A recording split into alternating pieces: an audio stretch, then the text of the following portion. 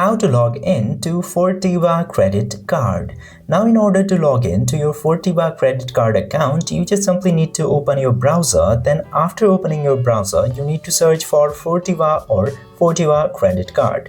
Then this first link of myfortiva.com will appear.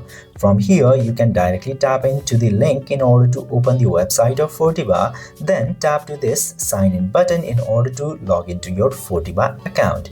Then after coming to this page, in order to sign in, you just simply need to enter your username into the upper row, and in the lower row you need to enter your password. Then you can check this box in order to save your login details in your browser. If you don't need, just simply leave it as it was. Then tap to sign in and you will successfully be logged in to your Fortiva account, and if you have any credit cards associated with it, you can access your credit card from there. So this is how you can very easily log in to your Fortiva credit card. I hope this video was informative. If yes, don't forget to hit that subscribe button.